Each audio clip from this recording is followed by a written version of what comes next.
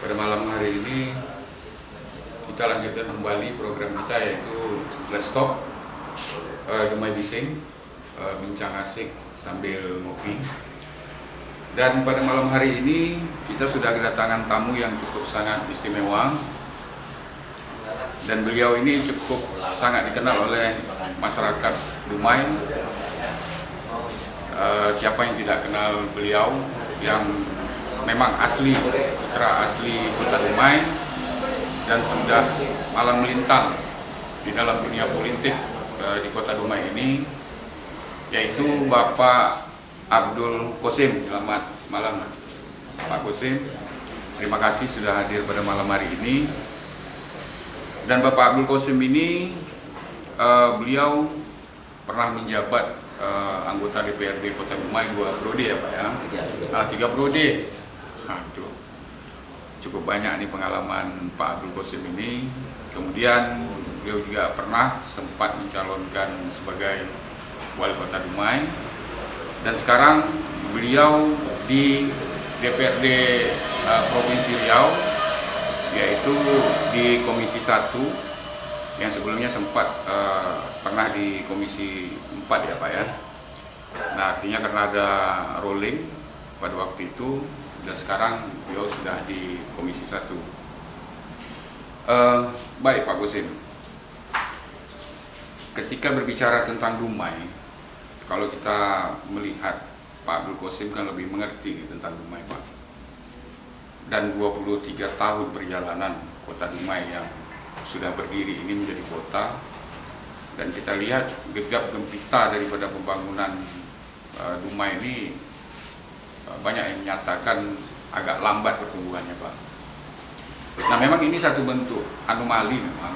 Di satu sisi pertumbuhan investasi dan industri manufaktur di kota Dumai ini itu cukup menggeliat,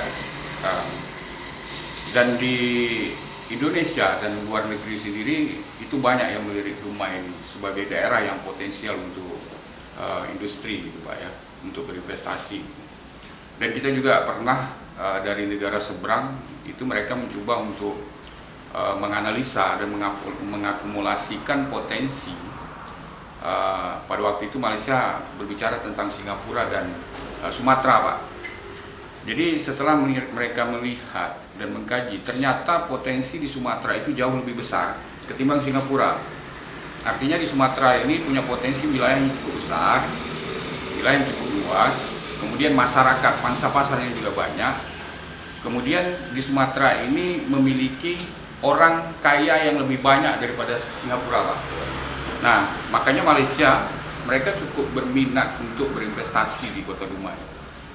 Dan kita juga Dumai ini adalah daerah yang cukup sangat strategis secara geografis, berhadapan dengan Selat Melaka. Kita tahu Selat Melaka ini adalah salah satu jalur perdagangan tersibuk di dunia.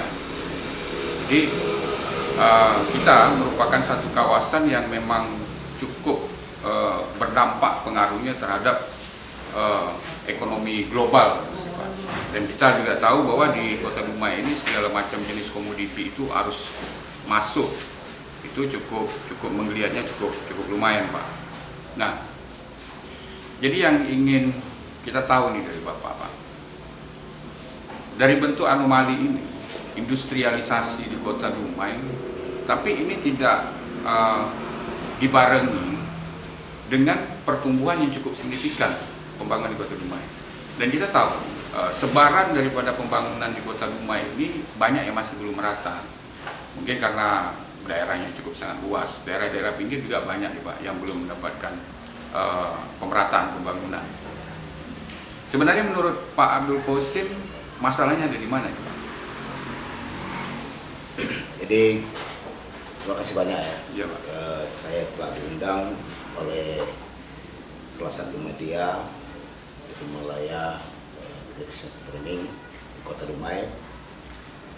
Sebetulnya ini sudah lama kita janjikan ya. Insyaallah pada malam hari ini saya dapat undang ini untuk kita berdialog tentang Dumai ke depannya. Jadi kita harus kembali daripada keberadaan Dumai dulu. Dumai ini dulu adalah berinduk disatukan dengan Kabupaten Bengkalis. Ya, Kabupaten Bengkalis. Di tahun 99, Undang-Undang Nomor 16 tahun 99, Dumai dimekarkan menjadi kota administratif Kota Dumai dan menjadi kota media. Tentu dengan 23 tahun ini Dumai telah menampakkan diri ya sebagai kota mandiri, sudah berdiri sendiri dengan terbentuknya pemerintahan.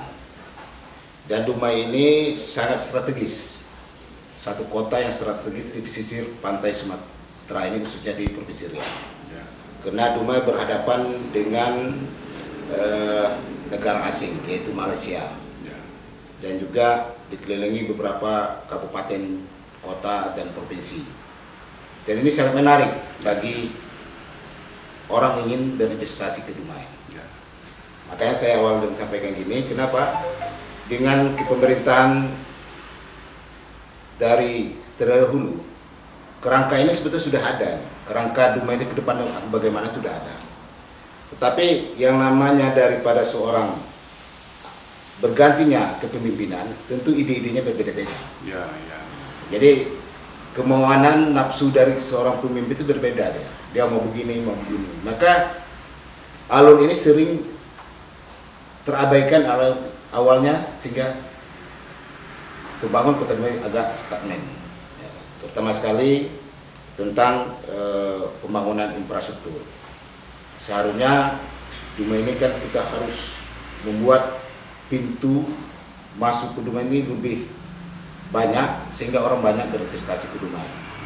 Kan gitu. Sekarang ini kan ada 3 pintu dari Bengkalis, dari Rohil, dan dari Pekanbaru. Jadi 3 pintu ini. 3 pintu ini sebetulnya sudah cukup kita untuk menunjukkan Dumai itu siap untuk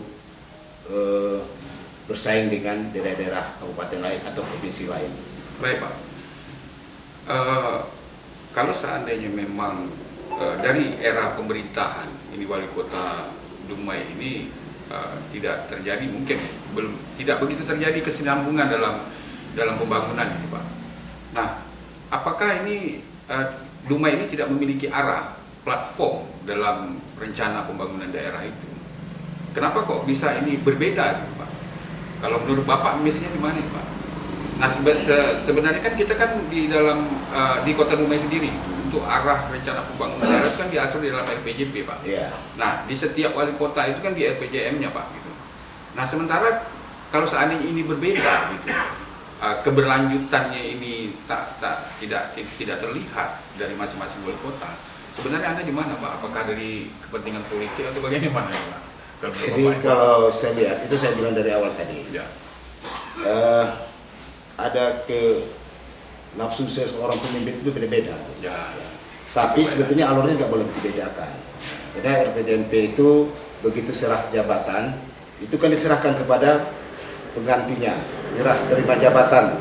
Itu kan ada malam serah terima jabatan, diserahkan. Jadi visi-misi yang arah ini harus visi-misi yang sekarang sepertinya kita harus mengikuti arah yang ada gitu dulu, nah, sehingga berkesinambungan. Jadi tadi mengatakan bagaimana dilihat pembangunan Kota Dumai, ya kalau kita melihat dari umur 23 tahun ini dengan adanya kawasan industri yang telah dibuat oleh pemerintah kita dahulu, ini kan tujuannya untuk menghidupkan ekonomi rakyat. Kesempatan rakyat itu lebih besar, rakyat Dumai khususnya, karena berada di Kota Dumai gitu. Dan kita harus siapkan regulasi-regulasi bagaimana rakyat kita punya peran. Sekarang regulasi yang kita buat ini tidak serius kita menjalankannya. Contoh, sekarang kita sudah buat kawasan industri 2, yaitu Sungai Sembilan dan Minangkampai, ya kan? Termasuk Dumai Kota. Ini kawasan industri. Sehingga kawasan industri, keberadaan industri ini tidak berefek positif terhadap perekonomian masyarakat Dumai. Kenapa? Kita tidak memperkuat regulasi tadi, didukung oleh pemerintah tidak begitu serius mendukungnya. Kalau pemerintah serius, regulasi yang sudah ada ini tidak akan begini bagi masyarakat kita ini. Ya, lapangan kerja sekarang susah dicari oleh anak-anak kita. Kenapa? Karena kita tidak peduli. Contoh kita, pemerintah sudah punya pasukan, ada pasukan dinas tenaga kerja. ada pasukannya dinas Disperindak, Ya. ada dinas perencanaan kota. Nah, ini kan tidak terkendali oleh seorang wali kota, sehingga kadang lari dari prinsip dari visi misi wali kota itu. Sehingga sering terjadi kita review visi misi wali kota. Kenapa? Visi misi tadi tidak sejalan dengan pergerakan yang dilakukan seorang wali kota. Ya. Berarti ada masalahnya berarti pada regulasi, Pak ya? Ya, regulasi. Nah, itu kan ada perda tentang tenaga kerja itu 70-30%, Pak. Nah, apakah seperti ini, Pak? Kita tahu nih kan, persoalan di Kota Dumai ini tentang tenaga kerja sendiri. Memang kita rasakan kurang masif ini bisa menerima yang dimanfaatkan oleh masyarakat Dumai secara banyak. Nah, apakah selain daripada regulasi yang mungkin belum begitu mengena, apakah ada satu bentuk tendensi lain dalam penerapan di lapangan itu, Pak? Institusi pemerintah dengan korporasi perusahaan, apa ada enggak di situ, Pak, persoalannya dalam penerapan itu, Pak? Jadi gini, saudara. Dulu Dumai ini kan sudah dibikin fondasinya nih, Ya. oleh terdahulu. Ya. Pertama sekali kita dibentuk diatur oleh Undang-Undang Nomor 16 Tahun 1999 Dumai jadi Kota Medea. Ya kan? Ya. Dibangunnya kantor wali kota untuk membina SDM, BLK. Ya, Dibantuannya untuk peningkatan potensi ekonomi masyarakat dalam pertanian, agrobisnis. Ya kan? Diatur pergerakan mobil masuk kota, namanya terminal barang, dan juga ada terminal penumpang. Kalau semua ini mengacu yang sudah ada ini, tinggal mempoles, tinggal melaksanakan, kita tidak akan begini gitu. Jadi nasibnya sekarang gimana, Pak? Jadi Perda nomor 10 itu, Ya. tentang tenaga kerja itu sebetulnya kita sudah ada konsepnya. Begitu mereka berinvestasi, mereka harus bikin MOU dulu. Ya. MOU kepada pemerintah. Mau nggak mereka menjalankan perda ini gitu. Dan mereka harus siap melatih anak putra daerah ini. Supaya mereka, begitu mereka nanti melakukan action pembukaan perusahaan, anak daerah sudah mulai bekerja. Ya. Nah, kan begitu. Ya. Saya pernah tanya dengan sesepuh Dumai dulu, pemerintah itu dulu, Pak Wan Samsirius. Saya bilang, mengapa Pak Wan Samsir, apa langkah-langkah yang Bapak mungkin itu tujuannya bagaimana? Jadi dibangun BLK itu, begitu mereka berminat untuk membangun Dumai, kita boleh tanya sebagai seorang kepala daerah, ini kebutuhan nanti tenaga kerjanya apa nih? Ya. Misalnya welding, teknik misalnya, atau bagian administrasi, kita sudah punya BLK dan mereka harus membiayai berapa orang dibutuhnya harus dibiayai di BLK. Ini alur awalnya begitu gitu. Ya. Tapi berjalannya pemerintahan ini, tentu itu saya bilang tadi, tergantung daripada semangat atau dari nafsu seorang pemimpin. Pemimpinnya lagi, Pak ya. Jadi pemimpinnya. Baik, Pak. Memang kalau kita lihat apa yang dimau Dumai mau apa gitu, Pak. Seperti yang Pak Kosim katakan tadi, saya rasa ini pure harapan dari masyarakat Dumai secara keseluruhan. Apalagi memang Pak Kosim ini kan memang asli ya, asli daerah Kota Dumai.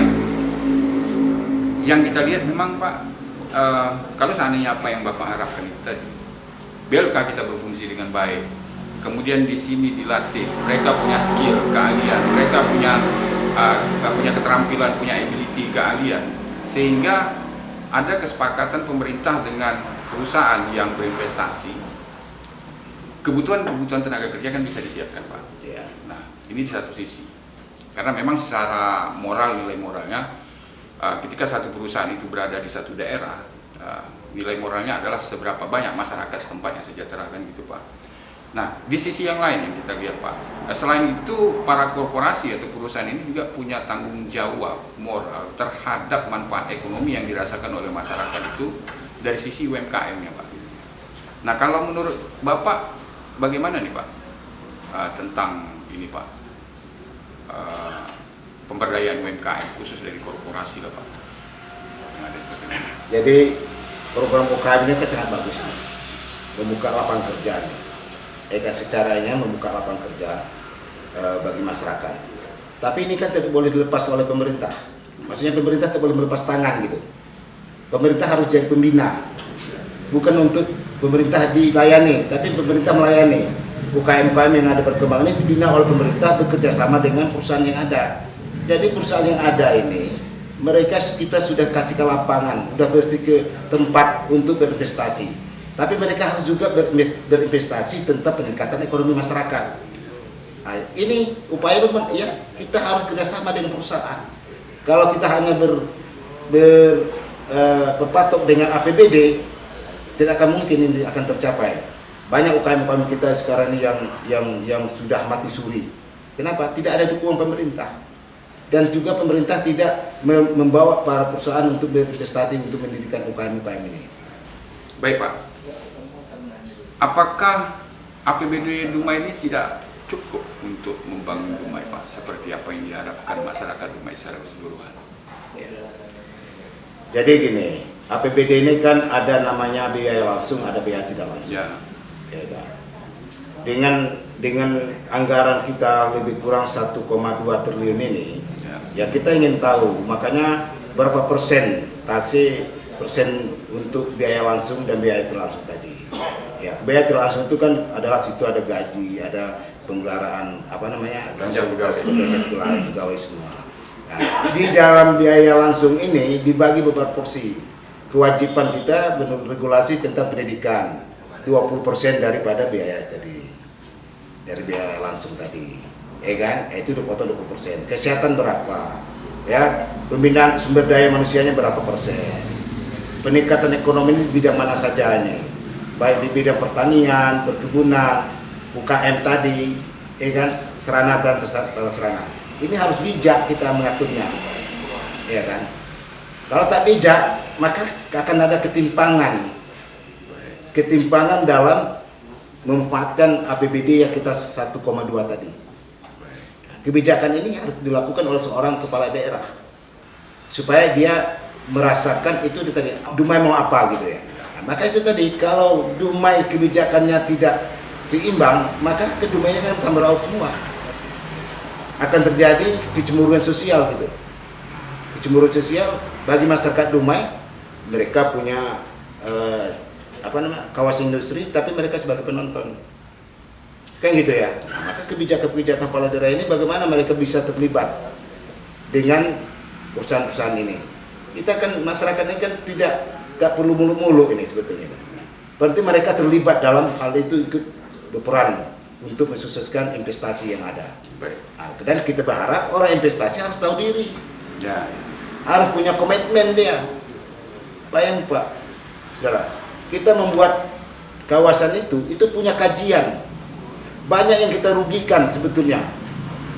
Pertama kali lingkungan masyarakat sekarang ini dari dulunya bebas dari populasi, sekarang bisa kena populasi. Karena pabrik bermuncul-munculan kan. Nah, perusahaan harus tahu itu, korban masyarakat Dumai itu selama ini menghirup udara-udara dari perusahaan-perusahaan ini kan banyak ini. Ya. Nah, kan? Efek lingkungan itu besar kepada masyarakat. Nah, tapi perusahaan juga harus tahu bagaimana cara mengobati masyarakat ini supaya hidupnya sehat, ekonominya pulih, ya kan? Ini harus ada kerjasama antara eksekutif, legislatif, yudikatif, dan pihak swasta terhadap pemerintah ini.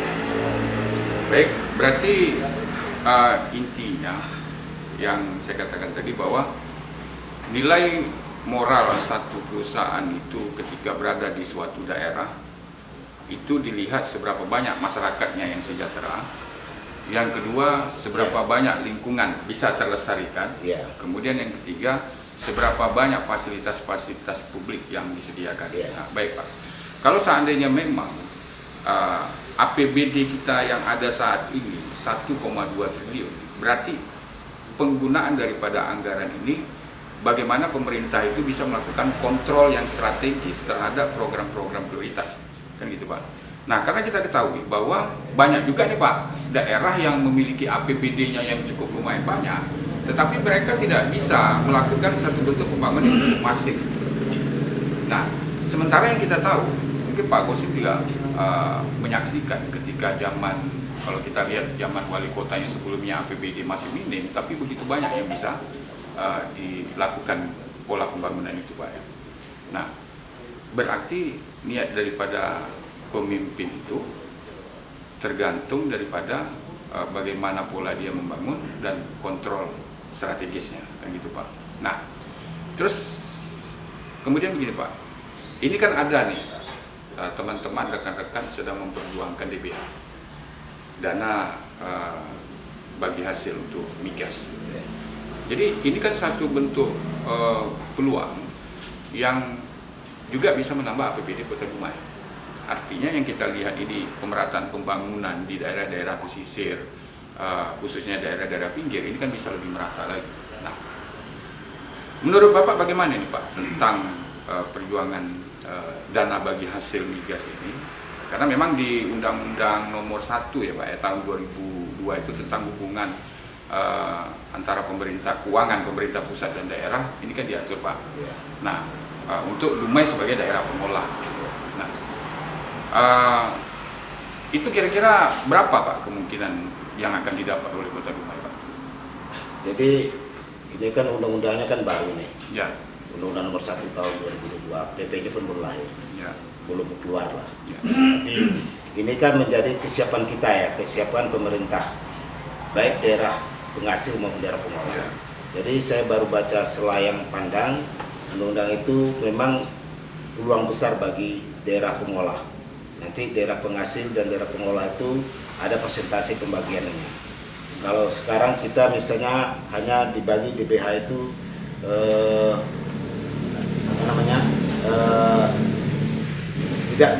tidak termasuk daerah penghasil dan daerah pengolah, disamakan daerah yang tidak punya penghasilan dari daerah itu pengolah.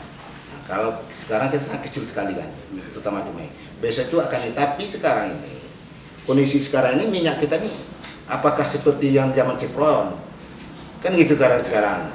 Nah, kalau sempat itu seperti zaman Cepron, mengolah Cepron dulu kita sampai 1 juta barel per hari.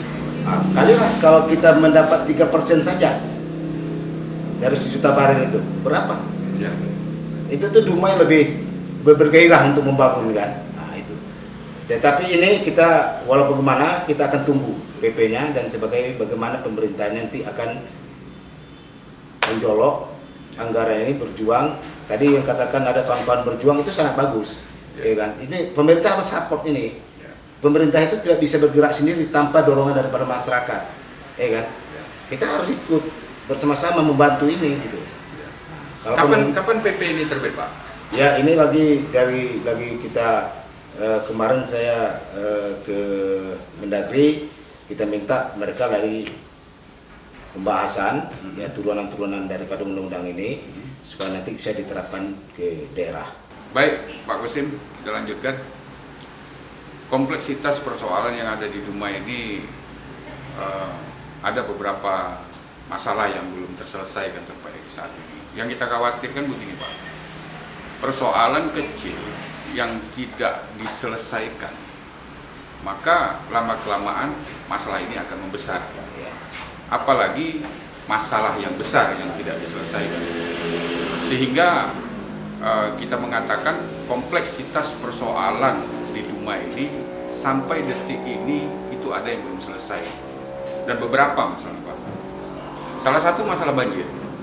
Nah, dan kita tahu, dan Pak Kosim juga pasti tahu, karena memang asli Dumai, lahir di Dumai, tumbuh besar di Dumai, sampai saat ini pun masih intens di Dumai.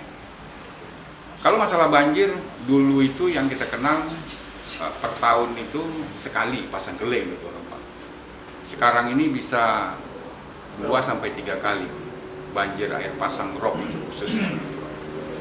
Nah, dan setiap pemimpin berganti, ada juga dari beberapa pemimpin itu menjanjikan untuk menyelesaikan, tapi terbukti sampai saat ini belum selesai. Dan masalah yang ditanggung oleh masyarakat pun begitu banyak Pak. Baik itu mengenai pondasi rumah yang menurun, dinding rumah, cat yang keropos, kendaraan, peralatan, perlengkapan rumah tangga, banyak yang rusak. Karena memang air pasang rob yang tinggi ini, itu kadar air asinnya sudah meningkat tajam. Nah, persoalan ini yang kita lihat semakin akut. Dan ini juga merusak jalan yang dibangun oleh pemerintah. Nah, menurut Bapak, sebenarnya apakah banjir ini tidak bisa diselesaikan, Pak? Kalaupun memang bisa diselesaikan, menurut Pak Kosim, seperti apa Pak solusinya? Bagaimana? Jadi kalau mengenai banjir, memang ini kan 3 atau 5 tahun terakhir ini luar biasa ya banjir di Kota Dumai. Kalau dulu banjir itu hanya sebatas beberapa titik saja. Kalau sekarang sudah hampir seluruh kelurahan, khususnya di daerah perkotaan ini, sudah termasuk air, sudah jadi banjir semua. Ya, ya. Pertama sekali yang harus kita amati dengan perkembangan kawasan industri ini. Kawasan industri ini kan di pesisir pantai semua nih. Ya.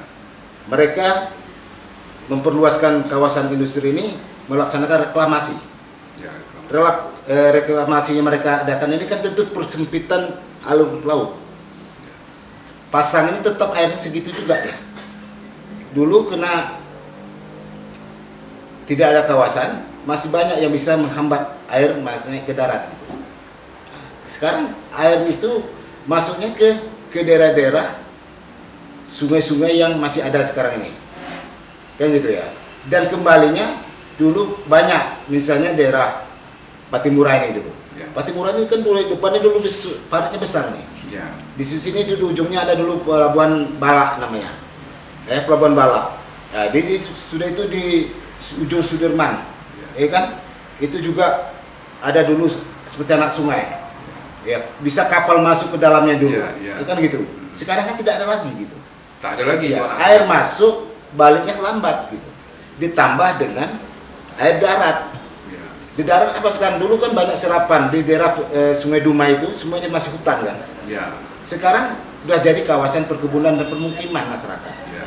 Ini salah satu. Dengan adanya berubah kondisi ini, pemerintah harus mengambil inisiatif. Ya. Inisiatif pemerintah itu harus fokus tentang banjir ini. Ya. Kalau perlu 1 tahun anggaran dipulkan untuk masalah banjir.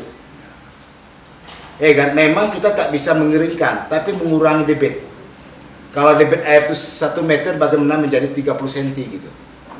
Ya kan? Lama-lama kita akan cari solusi apa yang dilakukan. Kita harus fokus ini. Dulu kita kalau masalah air bersih, ya masyarakat masih bisa beli ke Batrem atau dimasukkan dari daerah lain. Tapi kalau masalah banjir ini struktur rumah bisa rusak, komponen rumah bisa rusak, kan? Seluruh alat pertanian masyarakat bisa mati gitu kan. Kenapa debit airnya terlalu tinggi sekarang ini? Maka saya berharap kita harus punya niat yang sama. Pemerintah dan perusahaan juga harus ikut serta dalam menanggulangi. Kenapa? Mereka tidak boleh berlepas tangan tentang banjir ini. Gitu. Ya. Salah satu yang saya sampaikan tadi, kita sudah buka ini, tapi efek itu ada ke daerah kita. Efeknya apa? Kita menyebabkan banjir sekarang. Kan, gitu. Dengan banyaknya alur-alur kita yang ke laut yang sudah direklamasi oleh perusahaan-perusahaan untuk membuka kawasan-kawasannya. Ya. Contoh di daerah yang saya bilang tadi, ujung Sudirman. Maka dari itu salah satunya banjir ini memang tidak di atas 100% tidak akan mungkin. Tapi seluruh saluran-saluran dan juga normalisasi sungai-sungai ini harus dilakukan rutinitas. Ya kan? Harus dilakukan secara rutinitas dan diperbaiki seluruh selokan-selokan air, dan juga ini di samping pemerintah, perusahaan juga ikut mendukung. Ya, diajak. Masyarakat pun harus peduli. Ya kan, masyarakat pun harus peduli bahwa parit ini sangat berfungsi untuk kehidupan mereka. Tapi kalau masyarakat juga tidak peduli, kita bangun drainase bagus, arahnya ke laut semua, tapi masyarakat tidak peduli, ya akan menjadi terulang lagi. Sebulan 2 bulan memang tak begitu banjir, tapi kalau udah paritnya sudah tertutup dan juga sungainya tidak ada normalisasi, ya akan jadi masalah. Kan gitu. Nah, jadi pemerintah harus fokus, khususnya Dumai ini sekarang. Dulu Kapolres itu tak pernah banjir, sekarang sudah banjir dia. Kan? Dulu nggak pernah banjir, ya setahu umur saya ya. Tapi kalau menurut orang tua saya, itu kan daerah pohon-pohon karet dulu sana. Memang kalau musim hujan, musim pasang itu banjir. Kenapa? Dulu kan belum ada penimbunan. Ini kan udah ditimbun nih Dumai ini sebagian nih. Dumai ini kan daerah daratan rendah, ditimbun ini, ya kan? Dulu banjir. Ayah saya itu pernah nyampaikan dia punya lahan di sini daerah Sudirman itu dekat Nyata Indah tuh pelan kita dulu ada kebun karet. Itu kalau musim hujan pakai sampan dulu, sampan kecil itu. Ya tapi dulu wajar saja kan, karena memang masih normal ya. Sekarang kan sudah ditimbun-timbun. Nah saat ditimbun maka pemerintah harus cari langkah-langkah yang konkret tentang menanggulangi banjir ini. Dan juga harus selalu mensosialisasikan masalah manfaat daripada drainase yang ada ini. Supaya masyarakat kita tahu bahwa drainase itu sangat berfungsi. Kenapa? Kalau banjir ini banyak risikonya. Kerugian masyarakat luar biasa. Ya. Itu saya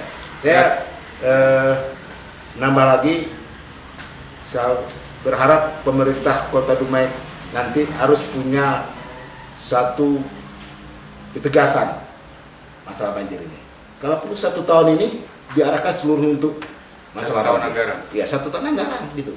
Karena ini anggaran cukup besar gitu. Tidak bisa main-main. Karena banjir kita sudah merata. Kalau dulu hanya daerah Patimuran saja. Iya. 1-2 kelurahan. 1-2 kelurahan. Sekarang hampir seluruh kelurahan yang daerah perkotaan ya. Ya. Kecuali Bukit Kapur, yang daerah Bukit Timah itu kan daerah daratan yang tinggi kan gitu. Ya. Tapi itu bisa juga banjir nanti. Kalau tidak betul-betul dalam konsep tata ruang pembangunan ini tadi ke depannya. Baik Pak. Pak silakan minum kopinya Pak. Boleh.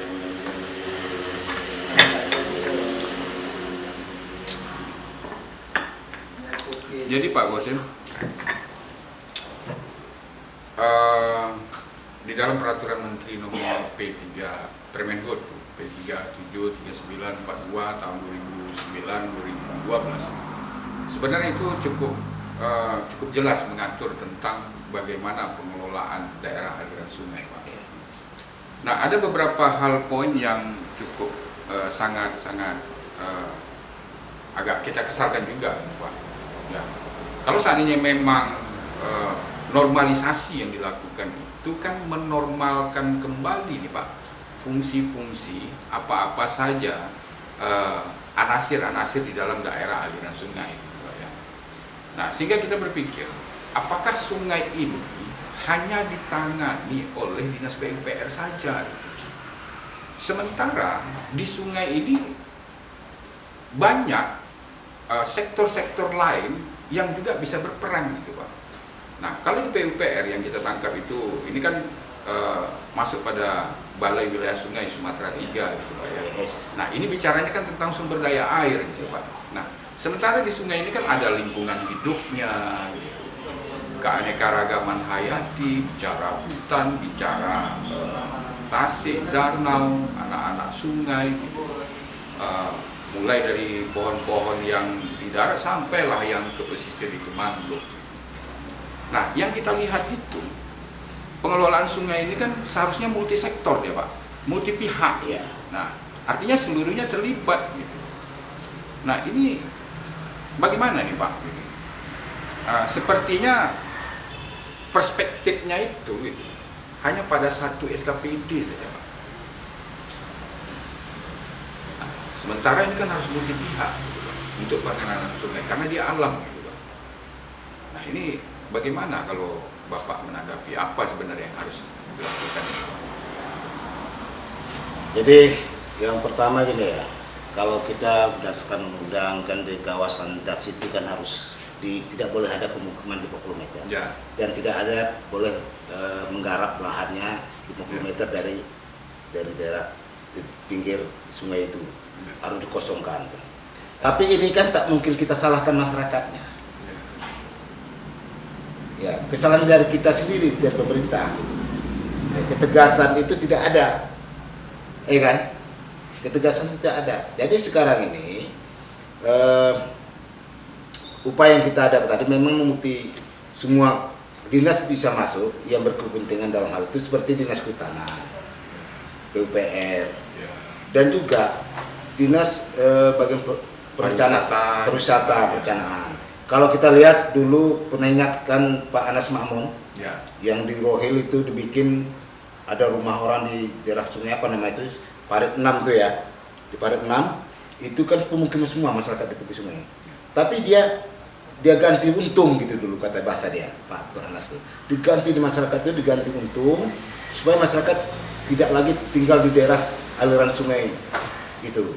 Dan sungai itu dijadikan objek wisata.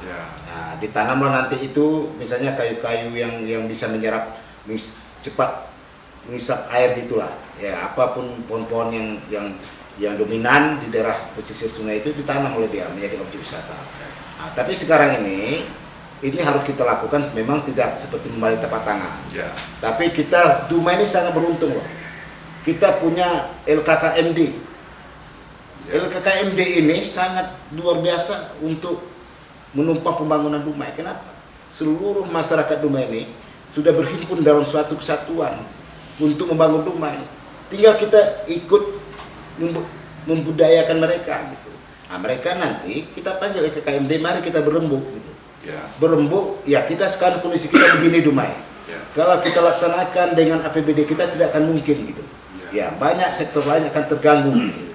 Kan gitu ya. Tapi kita ajak LKMD ini untuk bersama-sama untuk memberikan pengertian masyarakat sekurang-kurangnya, walaupun belum ada program pemerintah, tapi masyarakat sudah tahu bahwa ini manfaat bagi mereka dari sini. Kan gitu ya. Nah, tapi LKMD dirangkul. Kita nggak boleh melepaskan itu. Nah, dengan ada itu, tentu nanti masyarakat kita yang sudah tinggal di situ dengan ada pengertian-pengertian diberikan oleh kelompok organisasi LKKMD ini dari kesukuan-kesukuan ini, mereka akan memahami ini.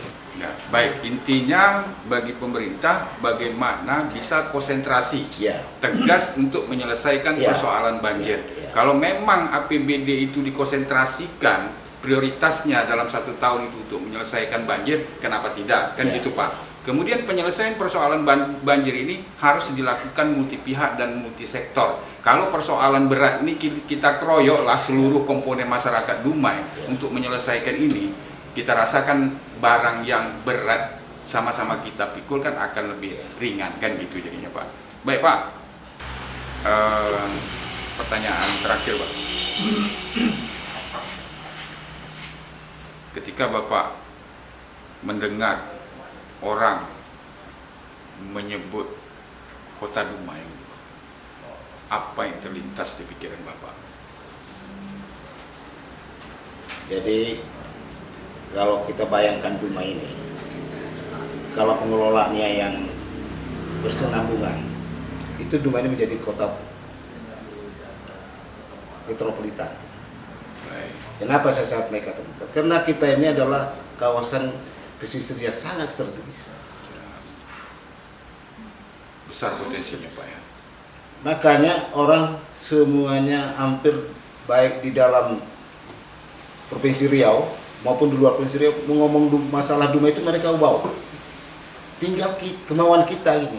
Kemauan kita, mau nak kita serius mengejar sebagai kota metropolitan itu. Mengapa kemarin ada saya statement Dumai bisa menjadi kota street? Kenapa? Sesuai dengan di zaman perkembangan sekarang IT kan? IT. Jadi informasi itu Dumai ini kan menjadi pusat ekonomi seperti di Provinsi Riau. Ya karena pedagang-pedagang misalnya dari mana, dari Malaysia, dari luar negeri bisa masuk ke Dumai ini. Tapi dengan manajemen yang benar. Ya kan? Pemerintah yang punya komitmen. Ya kan? Melibatkan semua unsur. Tidak bisa seorang wali kota saja untuk membangun Dumai ini. Apalagi Dumai ini merupakan penduduk heterogen. Kita harus merangkul, semuanya punya ide, punya wawasan, punya pemikiran. Nah, ini harus kita kumpulkan. Ya saya harap pemerintah ke depan harus membuka peluang itu. Gitu. Saya terbayang Dumai ini, kalau orang ke Dumai orang nyaman gitu. Nah, walaupun dia kawasan industri ya, kita kan ada sektor. Kita malah sudah ada sektor kawasan objek wisata kita, ya kan? Dan juga kita bukan menafikan, memang penggerak-penggerak pemerintah itu ada, tapi ini belum mengayomi semua orang. Jadi rasa memiliki itu kita masih ragu-ragu ini, ya. Kita sebagai anak Dumai juga ragu-ragu nih. Kenapa ragu? Karena tidak ada kepastian tempat mereka hidup di Dumai. Betul kan? Nah, ragu kita. Makanya ada anak kita tamat, dia malas balik ke Dumai. Kan gitu. Malas dia balik ke Dumai. Kenapa? Jaminan mereka untuk bekerja itu tidak dapat. Gitu. Maka itu kita berharap komunikasi. Nah, ini kembali kita bicara komunikasi. Kalau komunikasi ini putus, kita tidak tahu apa dikerjakan orang. Tapi kalau komunikasi berkelanjutan, kita akan tahu. Misalnya tukang bekerja rumah kita, membangun rumah kita nih, dia tidak berkomunikasi, dia kekurangan batu bata, sehingga dia tidak bekerja. Kita pun tidak tahu kenapa bahwa batu bata kurang gitu ya, sehingga kan gagal nih. Waktunya kita janjikan tadi 10 hari menjadi 20 hari, menunggu pasukan batu bata datang gitu. Komunikasi. Jadi seorang pioner, seorang wali kota harus membuka komunikasi. Siapapun orangnya, dia harus tampung itu. Dengan komunikasinya dia akan terbentuklah suatu wadah atau pembangunan yang dihajarkan bersama-sama. Baik, Pak Abdul Qasim, Bapak orang yang lahir, tumbuh besar di kota Dumai dan sampai saat ini masih berkiprah untuk Dumai. Dan Pak Abdul Qasim adalah orang yang cukup mengetahui tentang Dumai ini maunya apa dan harapan Dumai ini seperti apa. Karena yang bisa mengetahui itu hanya orang Dumai, Pak, kan gitu. Jadi Pak, untuk 2024 nih, kalaulah masyarakat Dumai menginginkan Bapak jadi wali kota, gimana nih Pak? Kalau pertanyaan yang saudara sampaikan itu, semua kita punya kesempatan ya. Baik. Tapi kesempatan itu tentu terukur dengan fasilitas, terutama sekali fasilitas kita sendiri. Kedua, fasilitas siapa yang akan mengusung kita, yaitu partai politik. Ya kan? Sekarang ini kan kalau nggak ada partai mana bisa mencalon. Ya tentu ini yang harus kita kombinasikan. Ya jadi sekarang ini perlunya, makanya kalau kita bicara kami harus berkolaborasi seluruh pihak. Nanti dengan berkolaborasi itu ada penilaian. Ya siapa yang layak, apa kita yang layak atau yang lain layak. Baik Pak Abdul Qasim, terima kasih atas apa yang sudah dijelaskan. Saya juga ucap terima kasih ya kepada Malaya TV yang telah menjemput kami hadir di sini untuk diskusi lah ya. Diskusi, tentu dalam diskusi ini kita menyampaikan tujuannya tidak lain adalah untuk kepentingan Dumai, ya kan? Nah, kalau dulu saya waktu mencabut Dumai itu adalah kita, Dumai milik kita bersama. Jadi tanpa kalau kita merasa kita milik sendiri itu tidak akan bisa berjalan. Ya, harus kita milik bersama. Jadi kalau bersama